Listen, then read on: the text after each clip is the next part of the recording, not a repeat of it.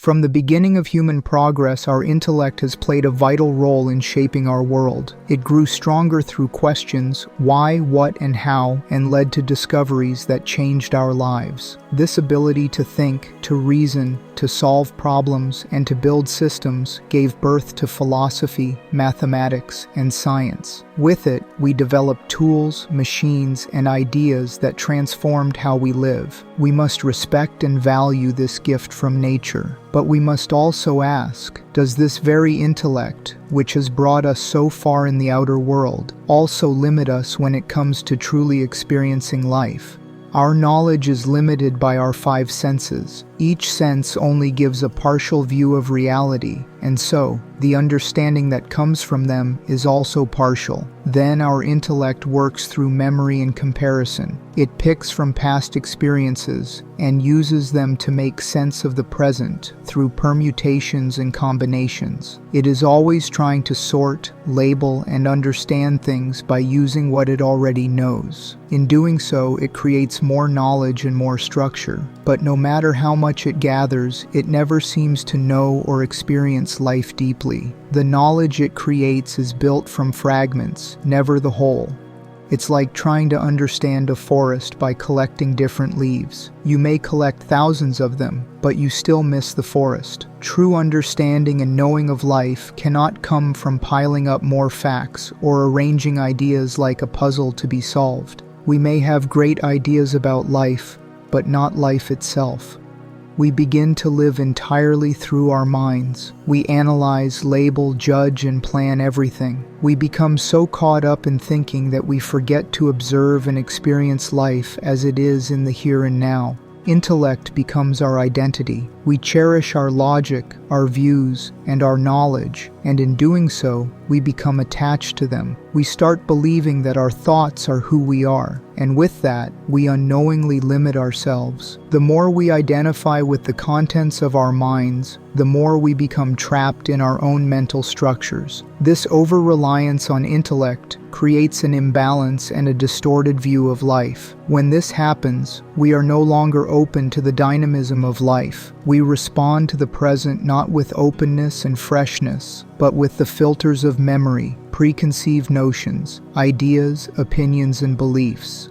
Our thinking projects into the future with expectations, hopes, and fears, or dwells on the past with regret and pride. In both cases, we miss the only place where life actually happens, the present moment. The intellect cannot fully experience the now because it is always somewhere else. It functions in time, but intelligence is timeless. In this state, we start living in a bubble of self-constructed reasoning and logic. We get lost in our thoughts and opinions, convinced that our reasoning is the ultimate truth. But a person who cannot see beyond his own reasoning is no longer sane, though he thinks he is sane, which is actually insane. They live in an intellectual cage, unable to look outside. The mind becomes cluttered with its own content, and without observation and meditation, without creating a distance between the mind and you, this clutter becomes our reality and our world. It's a world full of ideas but empty of direct experience. In this condition, even conversation becomes difficult. A person trapped in their own logic cannot truly listen. They respond not with understanding, but with defense. They are often into debates but not open to discussions. Their humor fades, creativity dies, and openness is replaced with rigid certainty. A person who cannot see beyond his thoughts may appear smart, but is he truly intelligent? Some say that intelligent people suffer more, but is it really intelligence that brings more suffering, or is it the intellectuality, the overuse of intellect, that does? The intellect is useful, but when it becomes the only lens through which we see, we lose touch with other forms of knowing and understanding. We become split inside, fragmented. We mistake intellectual sharpness for intelligence.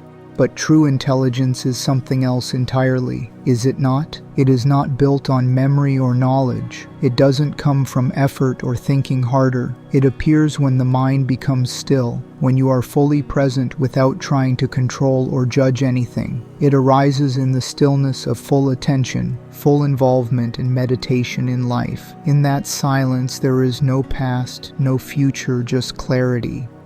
This clarity is not based on accumulated knowledge. It does not rely on memory or belief. It does not follow a system or a method. It simply sees. It sees things as they are, not as we want them to be. It is not clouded by fear, desire, or opinion. It listens and observes without rushing to conclusions. It acts without conflict. It is alive, alert, and deeply sensitive. This intelligence is not something you can train or memorize. It is already within us, waiting to be unleashed when the mind is still.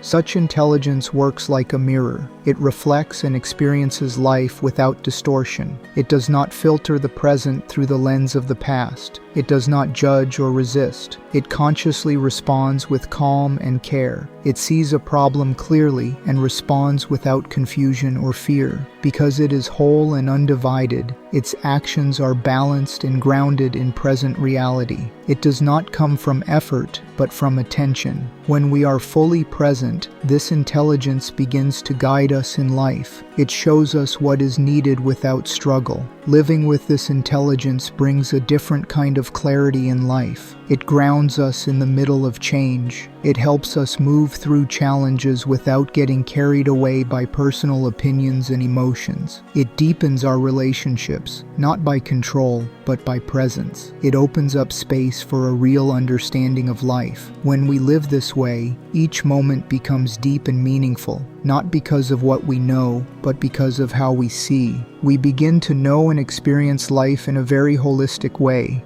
If more people began to live with this kind of intelligence, the world would begin to transform, not by force but naturally. Our decisions would come from awareness and inclusivity, not from personal opinions, limited knowledge, or blind belief. Conversations will consist of more listening, openness, and less arguing and trying to prove ourselves smart. Education would focus on developing self-awareness, not just memory and judgment. Workplaces would value empathy, creativity, and care over profit alone. The healthcare system will start to address human beings as living beings, rather than a machine that needs repair. Relationships would be rooted in presence and self-awareness, not in judgments and comparisons. And slowly, the things that divide us, fixations with ideas, opinions and stories, would lose their ground. These things grow when we are overly attached to our intellect. When the mind is clear, such fixation fades.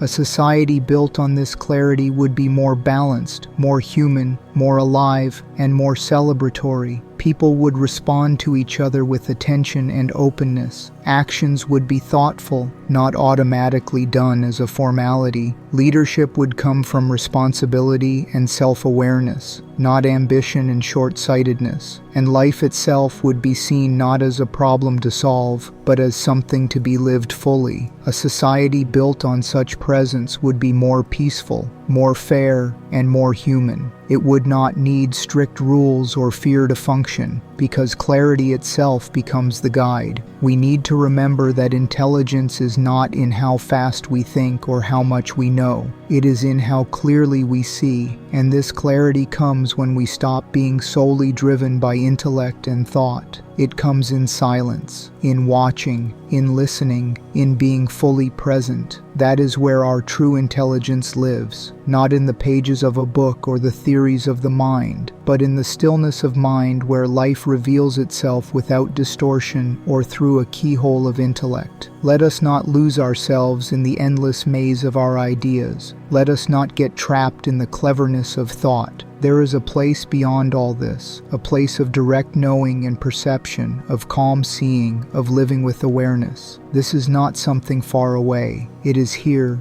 now, waiting to be seen. When we begin to observe life without resistance or judgment, a natural intelligence begins to glow. And in that seeing, we are no longer trapped. We are free, not in theory, but in living. Let this intelligence guide your life to higher consciousness and depths, not the one made of concepts and cleverness, but the one that comes from silent observation and self-awareness. When you live this way, your actions carry care, and your presence carries inspiration. You become a light not just for yourself, but in a subtle way, for others too. Then the beginning of a better world is not far. It starts with the simple act of being aware, in here and now.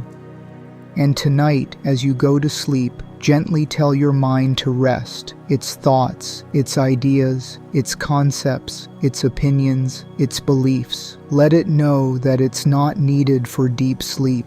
Your intellect served you well during the day, but now it's time to let it go and drift into the magical dimension of dreams. Let your mind open to a deeper, vaster part of itself. Sleep like an innocent baby.